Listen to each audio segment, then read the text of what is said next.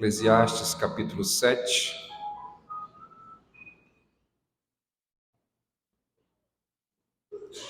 Eclesiastes 7.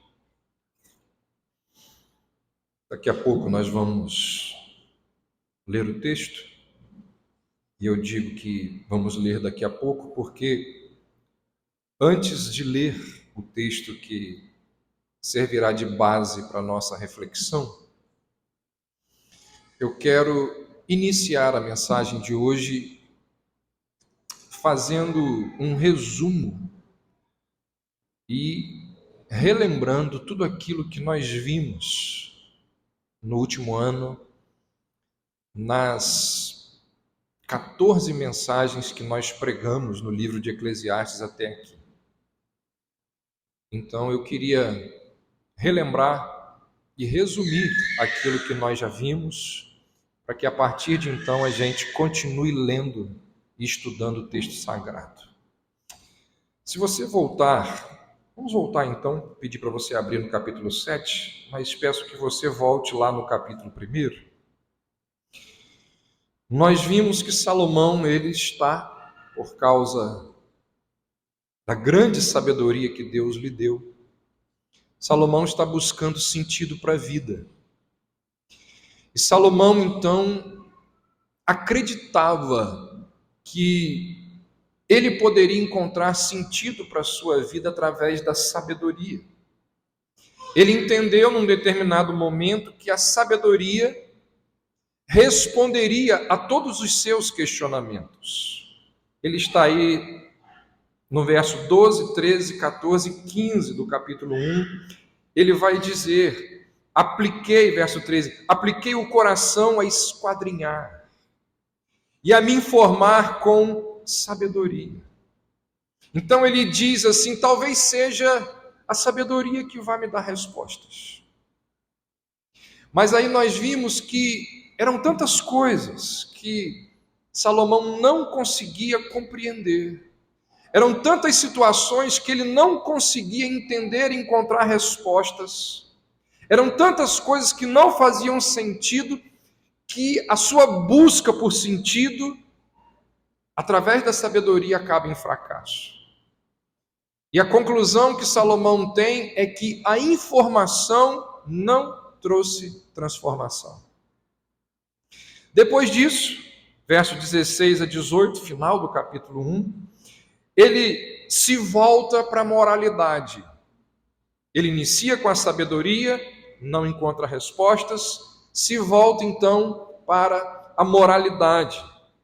Ele pensa, quem sabe a diferença entre o certo e o errado, entre aquilo que é correto e aquilo que não é, quem sabe isso possa trazer algum sentido, algum propósito à minha vida.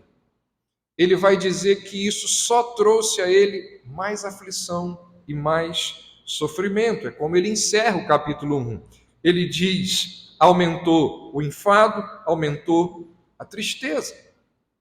Depois ele entra no capítulo 2, primeira parte, os 11 primeiros versos. Salomão então vai buscar sentido através do prazer. Se a sabedoria terminou em tristeza, talvez o hedonismo, estilo de vida de busca por prazer, o conduzisse à felicidade. Então ele diz, olha, na minha busca por sentido, pela instrumentalidade do prazer, algo que a sabedoria não me deu, algo que a moralidade também não me ofereceu, a busca por prazer me levou então a construir prédios magníficos. Projetei e executei jardins belíssimos. Saboreei o luxo do vinho, das mulheres, da música. Não me neguei a nenhum prazer que esteve ao meu alcance. Todos os prazeres que eu desejei, eu obtive. Não houve limites para os apetites daquele homem. Ele experimentou de tudo e de tudo ao máximo. E aí ele vai concluir que nem mesmo os prazeres, os maiores dele, eram capazes de dar sentido à sua vida. E aí então ele vai dizer: é tudo vaidade. Numa das expressões corriqueiras e famosas do livro, ele diz: é correr atrás do vento. Vaidade, vapor, neblina. E aí nesse momento ele começa a dizer: olha, sabedoria não teve a resposta, a moralidade não me deu resposta, o prazer não me deu resposta. Ele vai dizer: olha, nada faz sentido. Ele começa a questionar e a dizer: parece que nada debaixo do sol faz sentido. Mas ele era um homem perseverante. E ele continuou a sua busca pelo prazer. Ele se recusa a acreditar que não exista uma resposta para a sua busca. Então ele continua. E com perseverança, ele busca então o sentido da vida, e nesse processo, ele volta a ponderar, ele volta a analisar acerca de algo que ele já tinha contemplado antes. Depois de buscar o prazer, ele volta novamente a refletir sobre sabedoria e loucura. Ele pensa assim: quem sabe, naquele momento em que eu refleti sobre a sabedoria, eu deixei passar alguma coisa? Será que eu fui a fundo realmente? E ele então começa a comparar as duas, sabedoria e loucura. Começa a estudar ali a diferença entre a maneira certa e a maneira errada de viver. Quem sabe, agora eu consigo achar a resposta que eu não obtive lá atrás. Mais uma vez, ele fica frustrado. Depois disso, a semelhança de muitas pessoas dos nossos dias, Salomão vai buscar sentido no trabalho. Ele diz assim: pode ser que no muito realizar, quem sabe se eu me transformar num workaholic, eu encontro sentido para a vida. Talvez o trabalho traga senso de propósito na vida.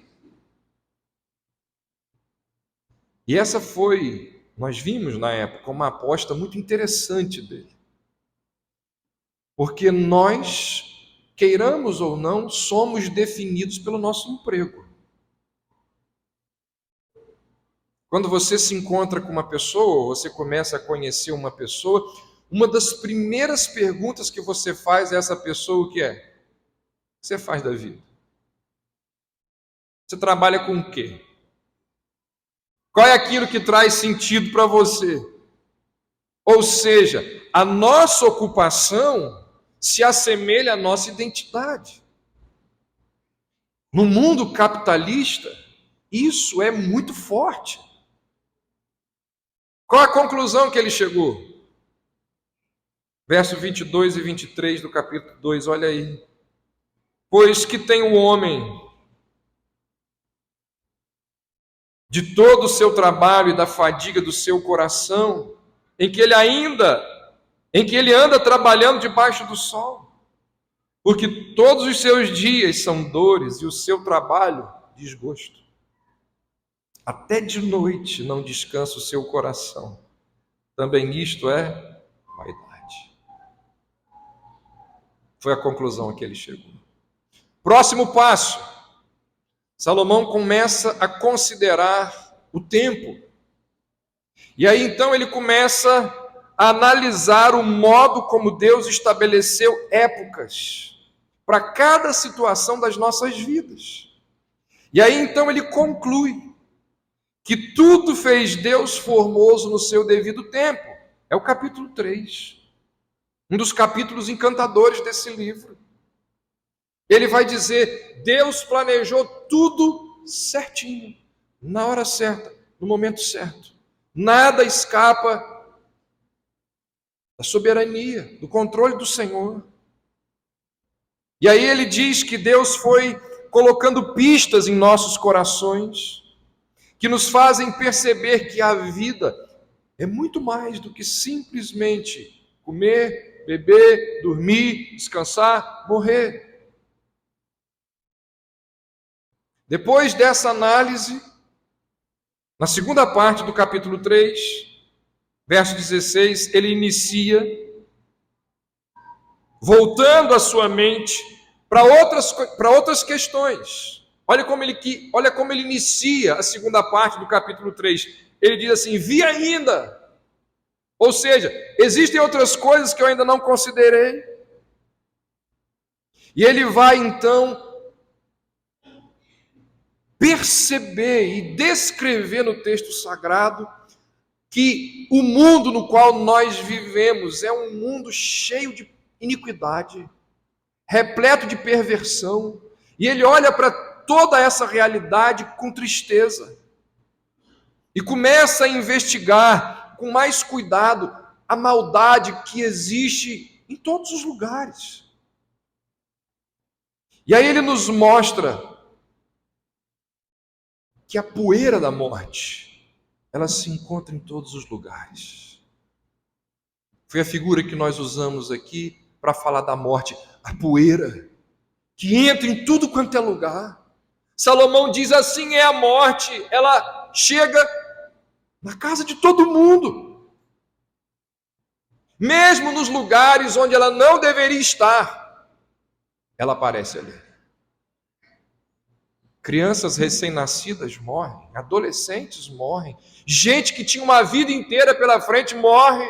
Salomão analisa isso e fala: trouxe desgosto ao meu coração, vaidade, tristeza.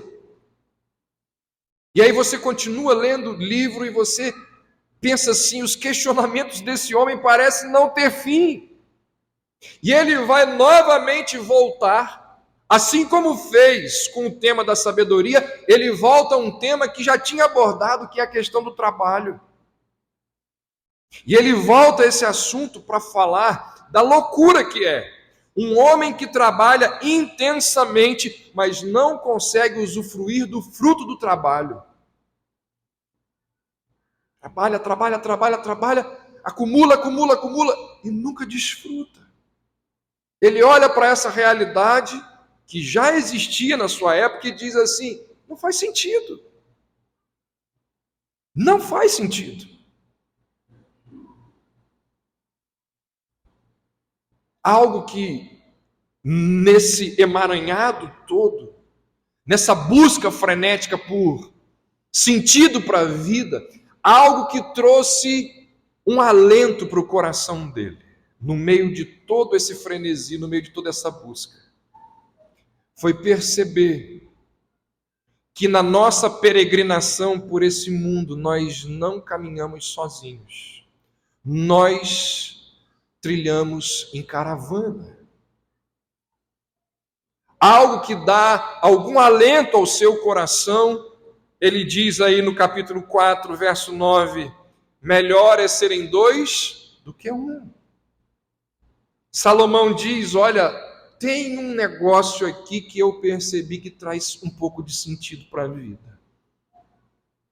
Companhia é melhor que solidão. Conexão é melhor do que competição. E aqui nós vimos na época, Salomão não está falando apenas de marido e mulher. Salomão está falando de comunidade, de amigos, de pessoas com as quais nós passamos por esse mundo. E é por falar em amigos e por tocar nesse tema que Salomão vai logo depois entrar no assunto da frequência à casa de Deus. Ele separa uma parte dos seus questionamentos para falar da importância da adoração comunitária. Ele fala de guardarmos o nosso pé quando entramos na casa do Senhor, quando nos reunimos com os nossos irmãos. Ou seja, ele vai falar da maneira correta de nos portarmos no ambiente da adoração. Nós vimos que maneira é essa: ouvidos atentos, ouvidos abertos, sem preconceito, com fé, com expectativa, vigiando a porta dos nossos lábios, com temor no coração. São as dicas que Salomão nos dá para a maneira correta de nos portarmos quando estamos diante de Deus com a comunidade de fé. Depois disso, Salomão continua sua busca. Sujeitinho que não desanima, não. Está lá. E ele procura sentido em algo que até então ele não tinha tratado de forma direta. Ele vai abordar o tema das riquezas. De gente que tem grana. E uma das conclusões que ele chega acerca da riqueza, como algo que supostamente pudesse preencher o vazio existencial, é o que ele diz aí no verso 10 do capítulo 5, ele diz: quem ama o dinheiro, jamais dele se farta. E quem ama a abundância, nunca se farta da renda. Também isto é vaidade. Salomão diz, não importa. Não importa o quanto de dinheiro uma pessoa tenha, quantos cifrões, não importa o tamanho da conta bancária, as pessoas que vivem pelo dinheiro, elas nunca se contentam, nunca estão satisfeitas, não é capaz de preencher o vazio do coração. Dissociadas do doador, dádiva só gera frustração. Ou seja, ele diz, não passa no teste. As riquezas não passam no teste, porque a satisfação ela é vendida separadamente.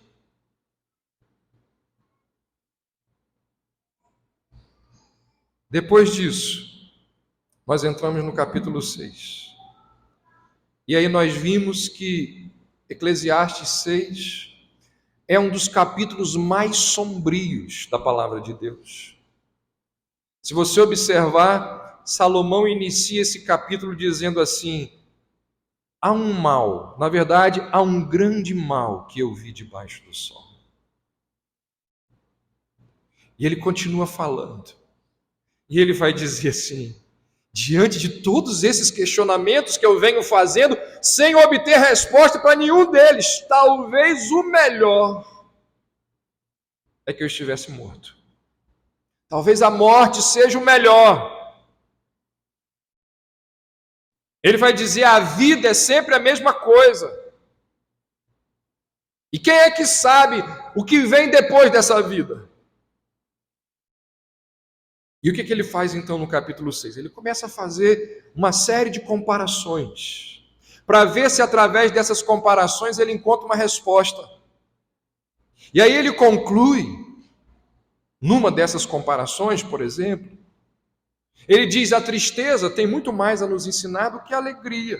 Por isso que é muito melhor ir à casa onde há luto do que em locais de festas. O dia da morte, ele vai dizer, é melhor que o dia do nascimento. E aí, na última mensagem que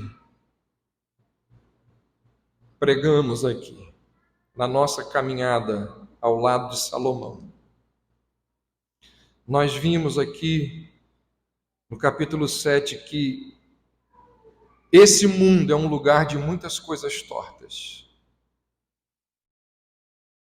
Coisas tortas que nunca vão se endireitar. Não tem jeito. Aquilo dali não vai mudar nunca. E aí Salomão nos ensinou o seguinte: se você não aprender a conviver com isso, você vai sofrer em dobro. Salomão, lá naquela época, disse, com outras palavras, o ditado tão popular: aceita que dói menos. Existem coisas que não vão mudar. Nós sofremos quando não admitimos que elas estão para além da nossa capacidade de mudá-las. E aí, em meio a tantas injustiças, em meio a tantas ironias, Salomão diz, o papel do cristão, o que traz alento ao cristão é descansar na bondade e na soberania de Deus. Ao longo de 14 domingos, foi isso que nós vimos. 14 mensagens que Salomão nos conduziu e nos levou a refletir sobre todas essas questões que vimos até aqui. Nós ainda estamos no capítulo 7 e ainda tem muita coisa para a gente ver. Então eu quero convidar você a ler aí os versos 21, 22, 23 e 24. Salomão diz assim: não apliques o coração a todas as palavras que se dizem, para que não venhas a ouvir o teu servo amaldiçoar-te. Pois tu sabes que muitas vezes tu mesmo tens amaldiçoado a outros. Tudo isso experimentei pela sabedoria e disse: tornar-me-ei sábio. Mas a sabedoria estava longe de mim. O que está longe e muito profundo, quem o achará? Mais uma vez ele tem tentado e falhado na compreensão daquilo que importa na vida. Mesmo quando não encontrava as respostas, ele ainda, na sua perseverança, continuava desejoso de saber a maneira certa de viver. E aí, ao longo do capítulo 7, ele então, mais uma vez no seu livro, elogia o valor da sabedoria e vai demonstrar os benefícios práticos de uma pessoa sábia. Como eu disse lá na nossa primeira mensagem, Eclesiastes é um livro ou é uma literatura sapiencial. Ou seja, ele está incluído naqueles livros bíblicos chamados de livros de sabedoria. Ele tem uma quantidade considerável de provérbios, de ditos de sabedoria.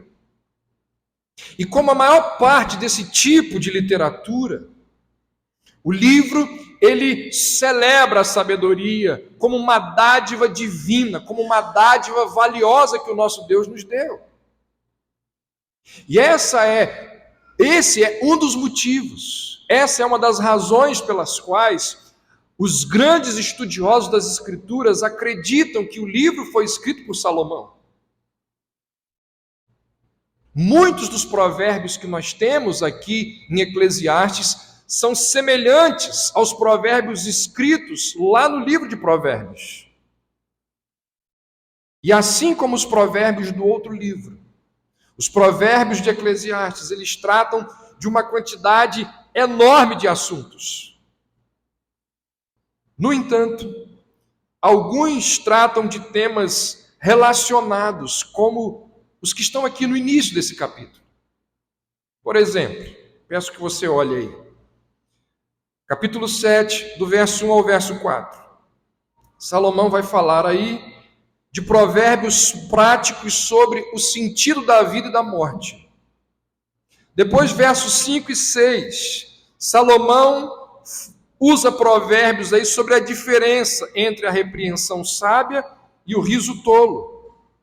Do verso 7 ao 10, nós encontramos provérbios sobre esperar pacientemente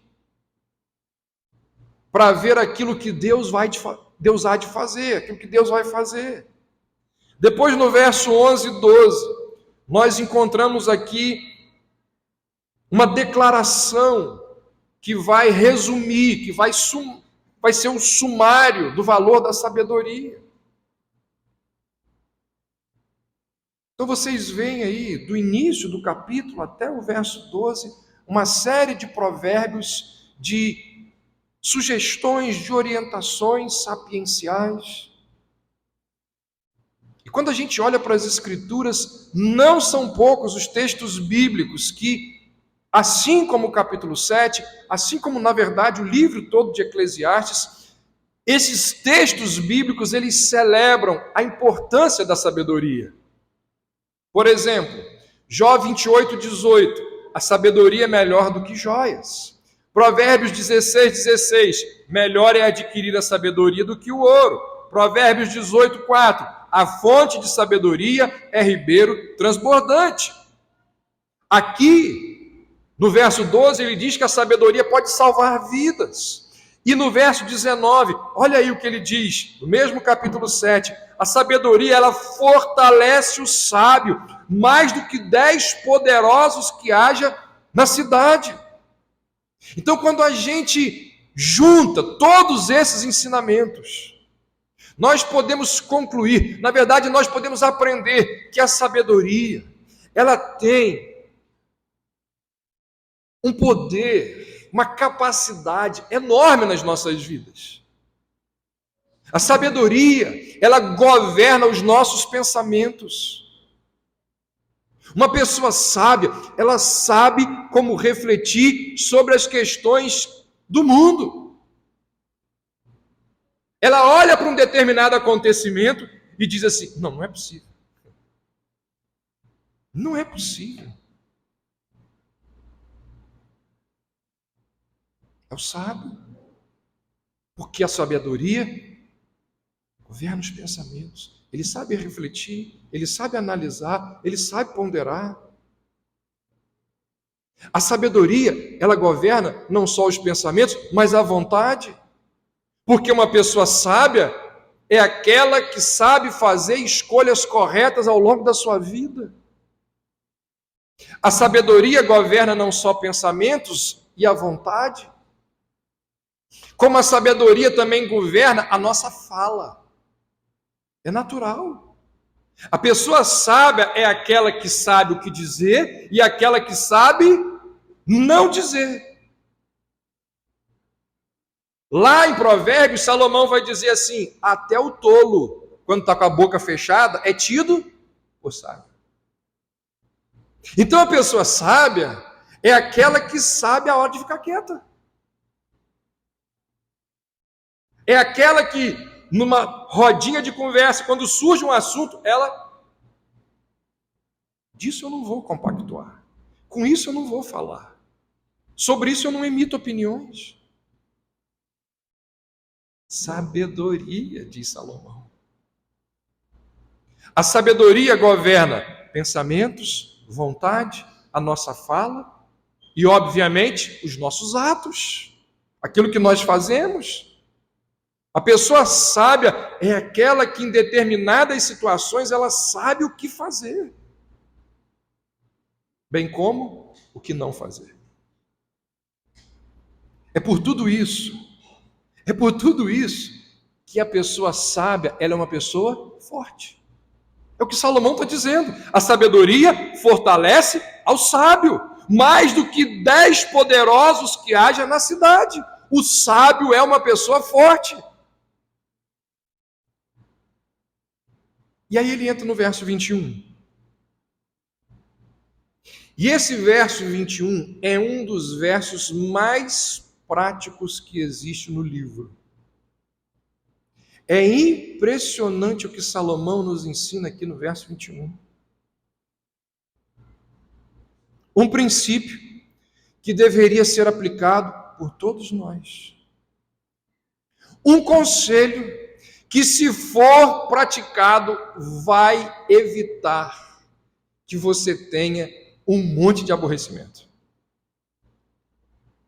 Alguém já disse que o que mata o homem é o aborrecimento. Quer evitar um monte de aborrecimento na sua vida? Não estou falando todos, mas um monte. Ouça o que Salomão diz aqui. Sabe o que Salomão está dizendo aqui? Salomão diz assim, na vida, ao longo da sua vida, você vai se deparar com um monte de gente que fala de você. Fala mesmo. Quando alguém fala alguma coisa da gente, E pior, aquilo que aquela pessoa falou não é verdade. Qual deve ser a nossa reação? Eu vou lá agora. Eu vou mandar a mensagem agora. Eu vou ligar agora. Quero ver falar isso na minha cara. É assim que a gente fala. Vou botar os dois frente a frente. É o que? Falou isso de mim?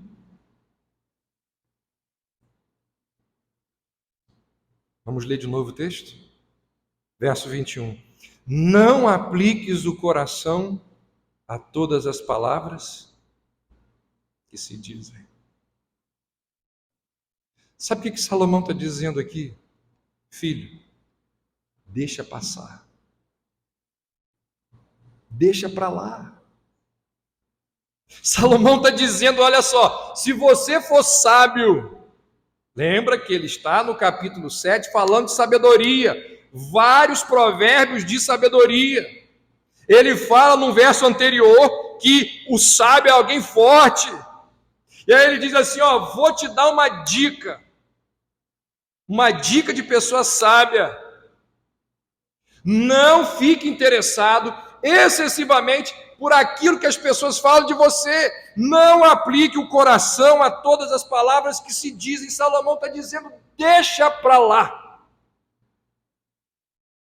Aquelas palavras não foram ditas aos nossos ouvidos, foram ditas aos ouvidos de outras pessoas.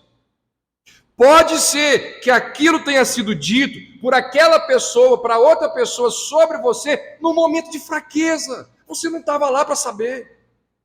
Você não sabe como surgiu, por que surgiu, qual foi o contexto.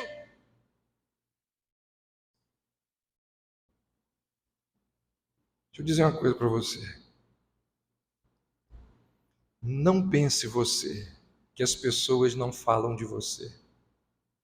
Falam e falam aos montes. Na igreja, então, olha, fala muito de você. Ih, rapaz, Rogerinho, viu? Sobre quem gosta de Rogerinho? Pois é, Rogerinho. E o outro lá? Pastor André? Pastor André. Pastor Davi? Cabral, Marcos não. Falam. Falam de você. Falam da sua família. Falam das suas postagens. Falam demais. 23 anos de ministério. Algumas coisas eu aprendi. E uma delas é que as pessoas falam da gente. E falam com vontade. E falam com maldade. Falam demais. Na mesa, na hora do alimento, nos almoços de domingo, nos lanches de domingo à noite, como falam. Algumas dessas coisas chegam aos nossos ouvidos. Salomão diz assim, filho, você quer evitar aborrecimento? Deixa para lá. Não vale a pena ficar tentando saber o que as outras pessoas disseram sobre você. Porque tem gente que vive atrás disso. Inclusive, os nossos amigos falam um monte da gente. Pode ter certeza disso. Os nossos amigos falam um monte da gente. Um monte de coisa a nosso respeito. Pascal disse que se todos os homens soubessem o que cada um diz sobre o outro, não existiriam 3 amigos no mundo. 4. Vou melhorar a situação. Se os homens soubessem o que cada um diz sobre o outro, não tinha 4 amigos no mundo. E esses 4 é porque eles chegaram numa maturidade de dizer na cara do outro, e o outro que foi dito que soube ser maduro para ouvir, como diz o provérbio, que amigo é aquele que se afia um com o outro como ferro. Salomão diz o quê? Quer evitar aborrecimento? Deixa para lá. Se você não for maleável e assumir uma postura investigativa, inquisidora, você não vai ser amigo de ninguém. O que você vai ter é muita dor de cabeça, muito aborrecimento. Deixa para lá.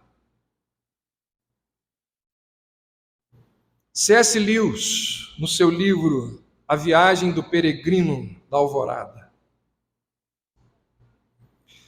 ele conta que Lúcia, uma das personagens, encontrou um livro de encantos mágicos.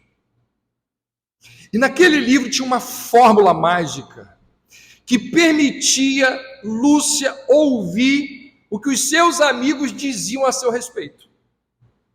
Então ela falava a fórmula mágica e o nome do amigo. Tipo assim, abracadabra, Alain. Quando Alain falasse alguma coisa de mim, eu ia ouvir. Não importa onde ele estivesse. A fórmula mágica, ela conseguia ouvir o que as amigas diziam. E Lúcia, então, ela não resiste à curiosidade. Coloque-se no lugar dela. Você ia resistir? Quero saber o que o Hélio fala de mim. É só eu falar isso aqui que eu vou descobrir. Você resistiria? Ela não resistiu, recitou a fórmula e ouviu as amigas conversando sobre ela. E uma disse assim, ela não é uma garota muito ruim, mas eu confesso que eu não vou conseguir suportá-la durante o ano. E eu vou ter que me afastar porque ela é meio chatinha.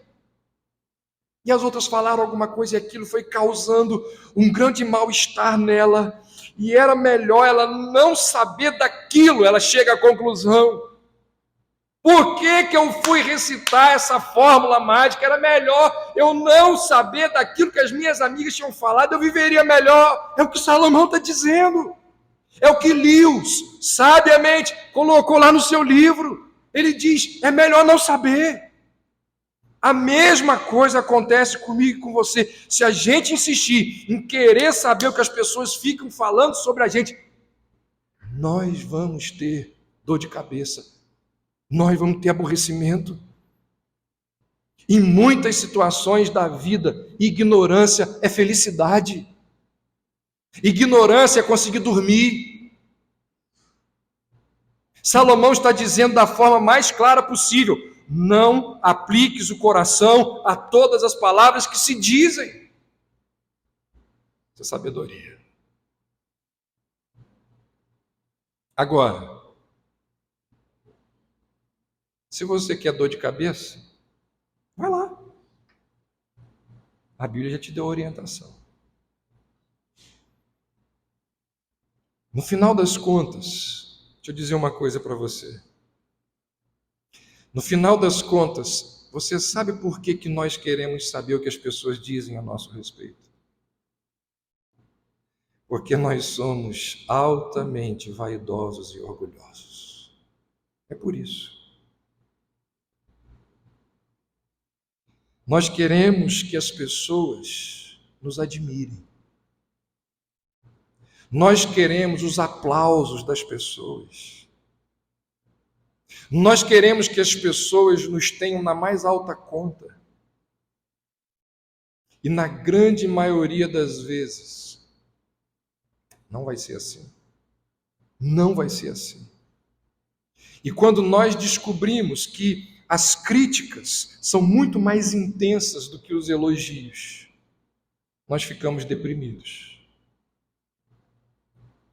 E se você não souber conviver com isso, seu sofrimento vai ser grande. Então Salomão, na sua sabedoria, concedida a ele por Deus, ele diz, não apliques o coração a todas as palavras que se dizem. Essa é uma das maneiras com a qual a sabedoria nos fortalece.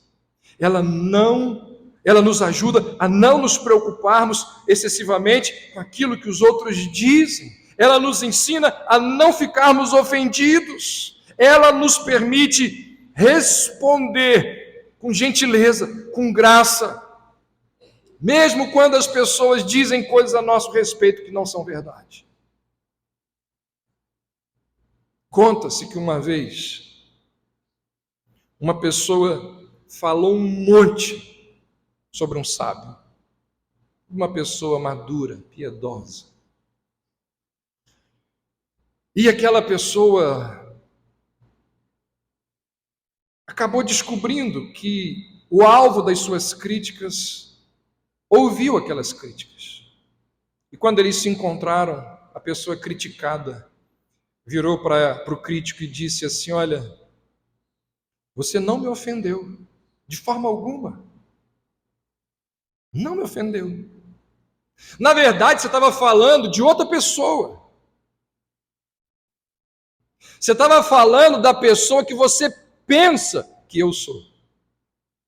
Porque esse que você falou, não sou eu. Me dá um abraço aqui. Acabou.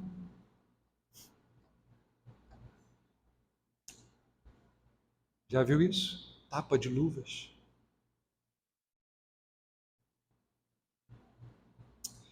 Pessoa sábia é aquela que sabe o que ouvir, o que ignorar. Especialmente no que diz respeito às críticas. Em meio aos conselhos práticos para se viver melhor nesse mundo, Salomão nos dá outras orientações.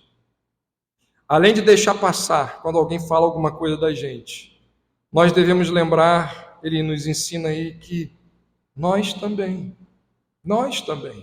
somos críticos severos. Olha o que ele diz no verso 22. Tu sabes que muitas vezes tu mesmo tens amaldiçoado a outros. Salomão nos lembra que as nossas palavras, na maioria das vezes, também são proferidas sem compaixão. Para nossa vergonha.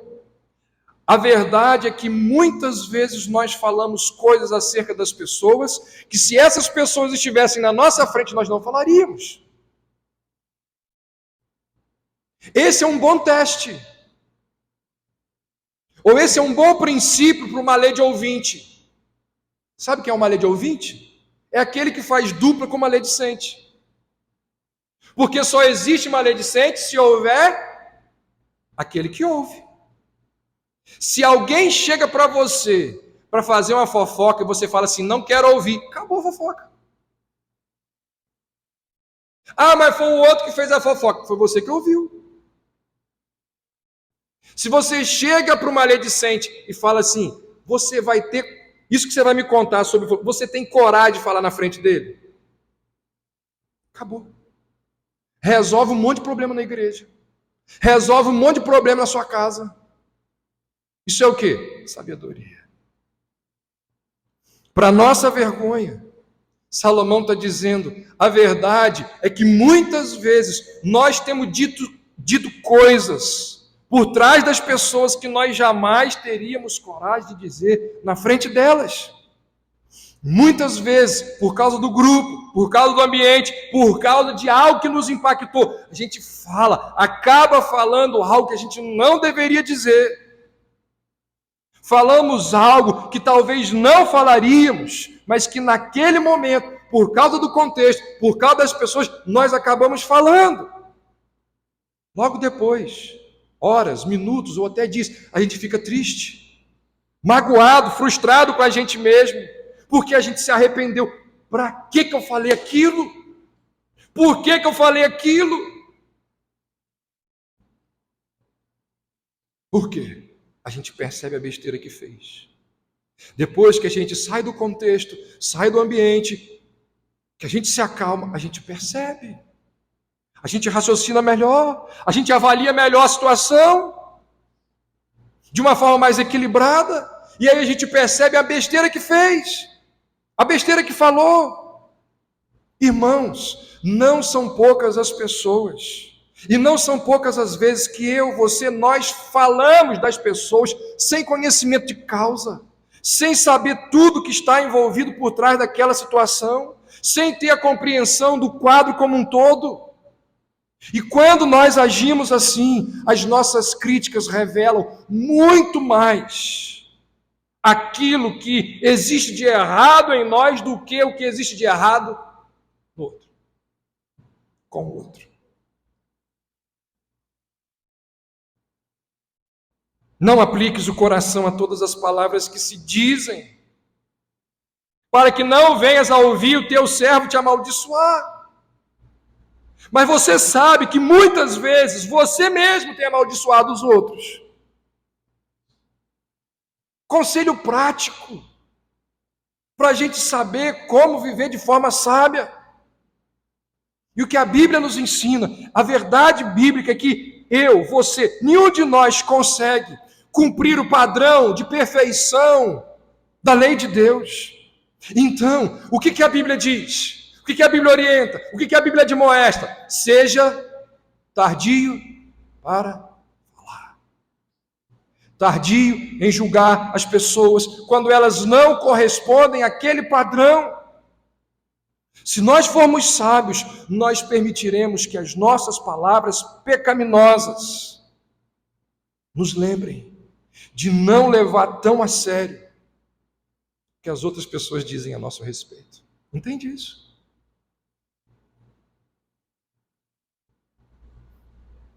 Vou dar um desconto nisso aí que foi dito, porque eu também falo. Seremos mais compassivos, mais pacientes. Iremos oferecer às pessoas a mesma graça que muitas vezes nós precisamos. Então, nós deveríamos fazer com que as nossas palavras passassem por alguns testes. Antes de proferirmos aquelas palavras, eu já disse um aqui, será que eu diria o que eu vou dizer acerca de fulano, será que eu diria isso na frente dele? E mesmo que eu diga na frente dele, mesmo que eu seja capaz de dizer na frente dele, eu vou dizer na frente dele porque eu sou um desbocado? Será que o que eu vou dizer a ele glorifica a Deus? Honra a Deus? Será que aquilo que eu vou dizer abençoa outras pessoas que estão próximas ouvindo? Será que o que eu estou dizendo não é simplesmente para extravasar a minha frustração? Você percebe como que nós temos uma dificuldade enorme nessa área. Olha os testes que a palavra de Deus vai aplicando sobre a nossa forma de falar do outro, com o outro, acerca do outro. Vocês podem ter certeza, grande parte dos problemas das igrejas é porque as pessoas falam umas das outras. Grande parte dos problemas nas famílias é porque as pessoas falam umas das outras. Quanto ódio, amargura, inimizade, onde antes existia amizade, em grupos de WhatsApp, de família. Por quê? Porque não leram, não praticaram, não deram ouvidos a Eclesiastes 7, 21, 22.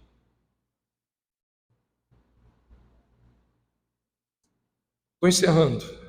Abra aí, por gentileza. Tito, carta pastoral a Tito, capítulo 3.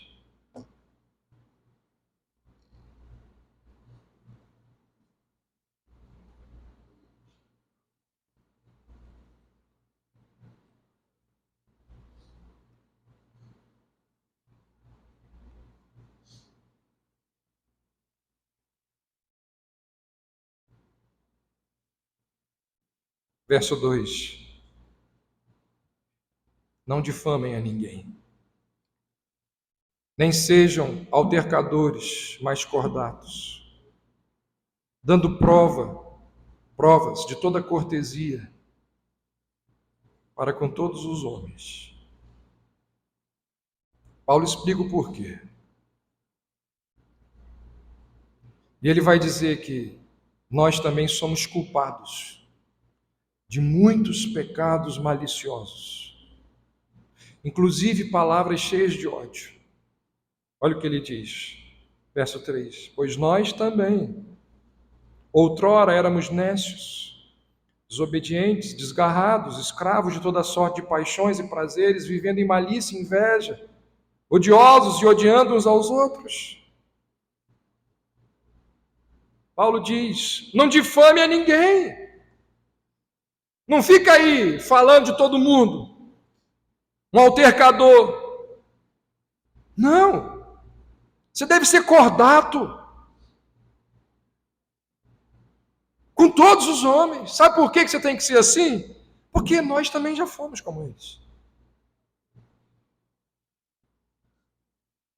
Sabe esse negócio aí que você está falando mal do outro? Você também já fez. Você não consegue ver, enxergar, porque seu orgulho é do tamanho do Shrek. Imenso.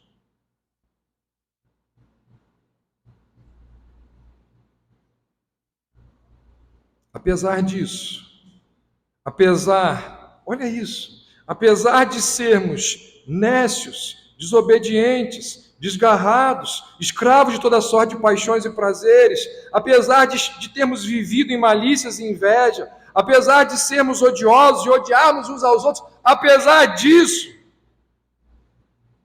olha o que ele diz no próximo verso: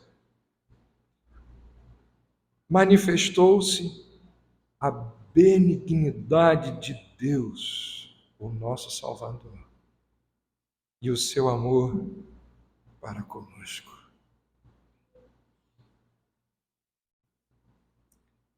Paulo escreve a Tito e diz: olha, Tito, as pessoas ficam falando umas das outras, mas elas não lembram como elas mesmas são ruins. E na maldade e iniquidade delas, Cristo as salvou. Cristo as redimiu. Irmãos, quando Deus nos concede sabedoria, a gente aprende o que ouvir. A gente aprende o que não ouvir. A gente aprende o que falar. E a gente aprende o que não falar. Eu já disse isso aqui e vou dizer novamente. Às vezes, Deus já me deu algumas vezes o privilégio de estar próximo no almoço, num encontro na minha casa, na casa da pessoa, próximo a pessoas que eu tenho assim como referencial para a minha vida. Pessoas que eu admiro. E se há uma coisa que eu percebo nessas pessoas, sabe o que é? Inclusive fazem parte de grupos do WhatsApp que eu estou. E eu não vejo isso nelas. Sabe o que é? Elas não falam de ninguém.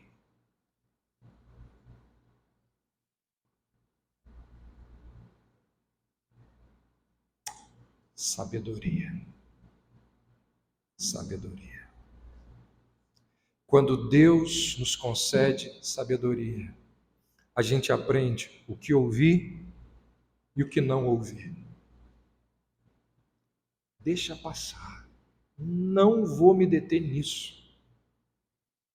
Quando Deus nos concede sabedoria, a gente aprende a falar, mas também a calar. Quanto pecado, quanta dor, quanto sofrimento nós causamos com a nossa língua.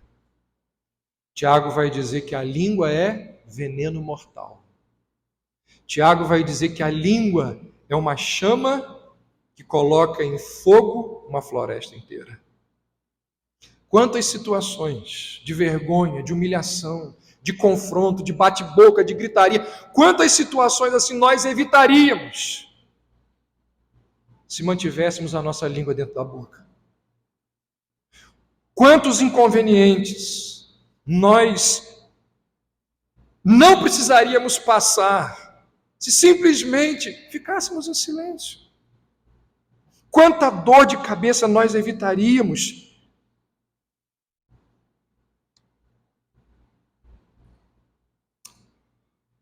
Winston Churchill, primeiro-ministro inglês, ganhou a Segunda Guerra, prêmio Nobel, um gênio. No final da sua vida, ele diz na sua biografia: durante uma vida longa, muitas vezes precisei engolir as minhas palavras e descobri que essa dieta é muito nutritiva.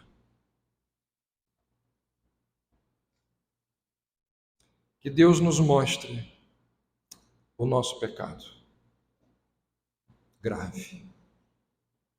Porque, vou dizer uma coisa para vocês: esse tipo de pecado, só Deus para nos mostrar. Porque pode ser que, enquanto eu estou falando essas coisas aqui nesses últimos 45 minutos, eu estou falando isso aqui, você está pensando um monte de gente, seu hipócrita. Olha no espelho.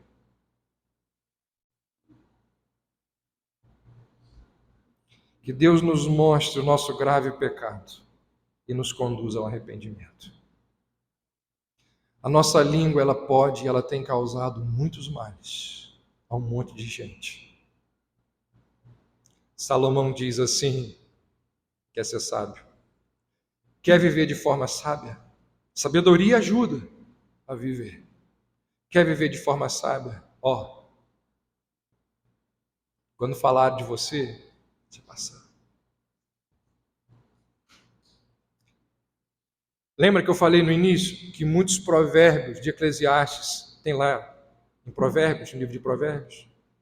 Lá no capítulo 13, verso 3, Salomão diz assim: o que guarda a sua boca, preserva a sua alma.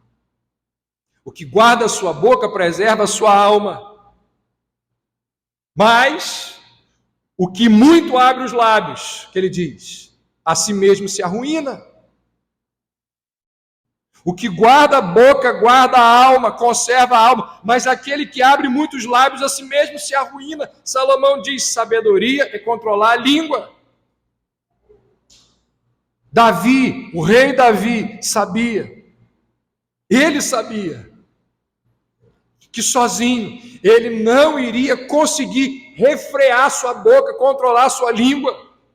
Ele sabia desse pecado que é tão forte no ser humano, da gente querer falar dos outros, criticar os outros, e ele chega uma hora e diz assim, lá no Salmo 141, ele diz assim, ele faz essa oração e diz: põe guarda, Senhor, coloca um cadeado, Senhor, na porta dos meus lábios. Que esta também seja a nossa constante oração, para que a gente evite um monte de dor de cabeça. Que Deus nos ajude, que Deus nos dê sabedoria. Não é fácil, não é fácil. É provável, é muito provável. 8h58. Se você não ficar para a cantina, 9h15 você já está dentro do carro. É provável que na ida para casa você fale de alguém. Depois de 1 hora ouvindo uma mensagem como essa. Sabe por quê? Porque isso é muito forte dentro da gente. E ainda que você não fale 9h15, amanhã, depois de amanhã. Ai, irmãos, que Deus nos ajude. Que Deus nos dê sabedoria para viver, para saber o que ouvir e o que deixar, o que falar e o que não falar. Salomão diz: isso é sabedoria. Amém? Vamos orar. Deus,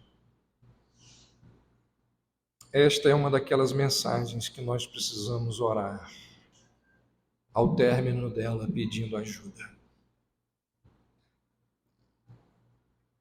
Precisamos tanto, ó Deus, que o Senhor nos ajude acerca desse pecado, que traz tanto problema, tanta dor nas nossas relações familiares, profissionais, comunitárias. Ó Deus, a tua palavra está repleta de ensinamentos, repleta de admoestações e orientações sobre o que falar, como falar, o que deixar de falar, quando falar. E aqui, hoje, nós nos deparamos com mais uma. Que o Senhor nos ajude a colocarmos em prática essa verdade que não é nova, que já é conhecida de todos nós que aqui estamos, mas que novamente chega aos nossos ouvidos. Que assim seja na minha vida, que assim seja na vida dos meus irmãos e irmãs que aqui estão. Que o Senhor nos ajude para a honra e glória do teu nome. Assim nós pedimos.